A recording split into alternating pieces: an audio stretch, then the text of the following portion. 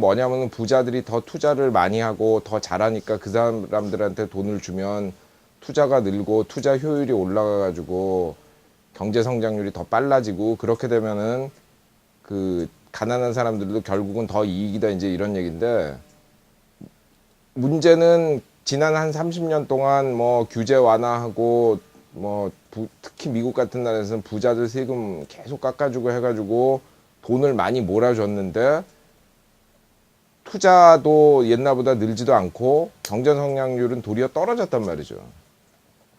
그러니까 이제 얼핏 얘기하면 사람들 그래도 뭐 옛날보다 우리가 다 잘 살게 되지 않느냐 그러는데, 그거는 잘못된 비교예요. 왜냐면은 우리가 지금 얘기하는 거는 그런 정책을 안 썼으면 성장이 더 빨랐을 수도 있는데, 그러면은 지금보다도 더 부자가 되는 거 아닙니까? 그러니까 무슨 얘기냐면은 1960년대, 70년대 이런 때 세계 경제 성장률이 한 1인당 기준으로 연간 3% 정도 됐는데, 그 다음 30년 동안 그 성장률이 반토막이 났단 말이죠. 그러면은 그렇게 부자들한테 열심히 돈을 몰아줬는데 나온 결과라는 게 도리어 성장률이 떨어졌다는 건, 이거는 그 정책이 너무 말이 안 된다는 그 가장 좋은 증거죠. 그러니까 예를 들어 성장률이라도 올라갔다면 불평등이 늘었어도 그래도 뭐 전체적으로 파이가 커지지 않았냐 이런 얘기를 할 수가 있는데, 이거는 파이가 커지는 속도가 줄어들었단 말이죠. 도리어 그렇게 몰아주고, 그리고 불평등은 불평등대로 늘고, 그럼 과연 뭘 위해서 그 사람들한테 돈을 그렇게 몰아준 거냐, 그런 질문을 할 수 있는 거죠. 글쎄, 그러니까 뭐 러시아 혁명 때 얘기를 잠깐 하자면, 이제 처음에 이제 그 전까지 아무 나라도 해본 적이 없는 이제 사회주의를 한다고 시작을 해가지고 하는데, 결국 그때 처음에 러시아가 닥친 문제가 막스의 사회주의 이론은 이제 자본주의가 발전한 다음을 전제하고 얘기하는데, 그런 게 아무것도 없단 말이에요. 그러니까 일단 말하자면은 제조업이랑 이런 걸 발전을 시켜서 어느 수준에 올라야 뭘 하는데, 그렇게 하려니까 결국 뭐 대부분이 농촌이기 때문에 결국 투자를 위한 자원을 농촌에서 뽑아오는 수밖에 없거든요. 그래서 처음엔 이제 막 거기서 가격을 조작해가지고 많이 자원을 뽑아왔는데, 그렇게 되니까 이제 너무 반발이 커졌고, 그래서 이제 그거 가지고 이제 대립을 한 거예요. 그래서 이제 뭐 레닌이 신경제 정책 그래가지고 NEP라고 했을 때 그 논리를 지지한 사람들은 뭐 그때 이제 스탈린도 그걸 지지했죠. 스탈린, 부카린 뭐 이런 소위 우파들이 소련 공산당 내에서 볼 때 농민들한테 인센티브를 줘서 자원을 그러니까 어느 정도 생산을 하게 해야지, 그걸 계속 뺏어오기만 하면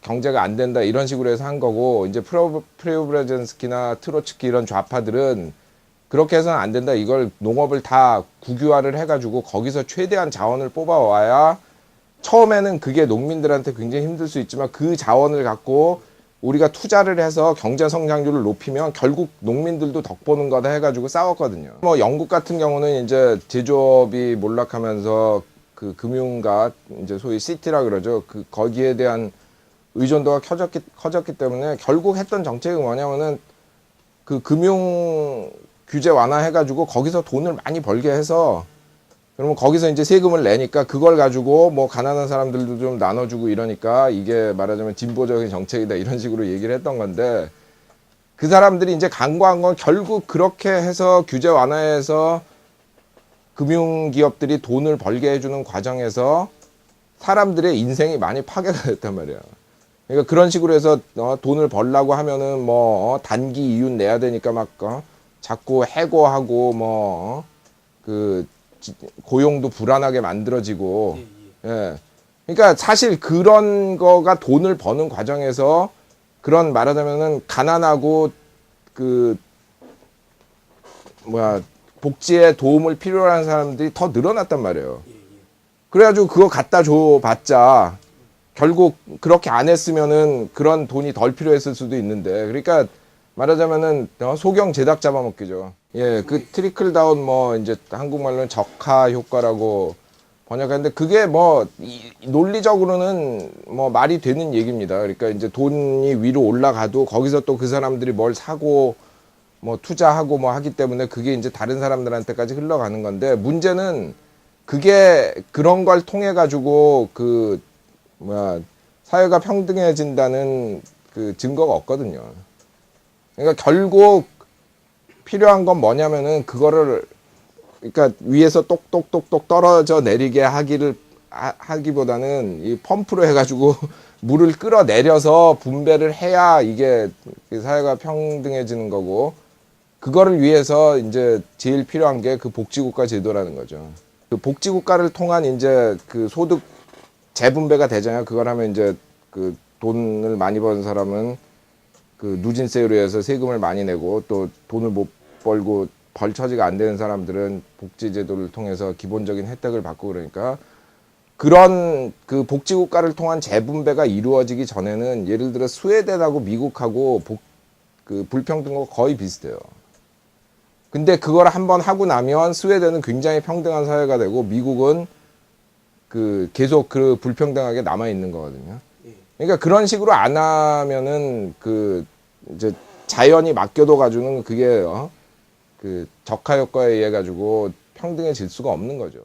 예, 그러니까 이제 그런 식으로 표현해죠. 트리클 다운이라는 게 똑똑똑똑 떨어진다는. 미국은 트리클 다운이 그 조금씩 그렇게 되기는 되겠지만, 그거를 제대로 뭔가 우리가 그 바꾸려면 그 복지제도를 통한 그 근본적인 재분배가 필요하다.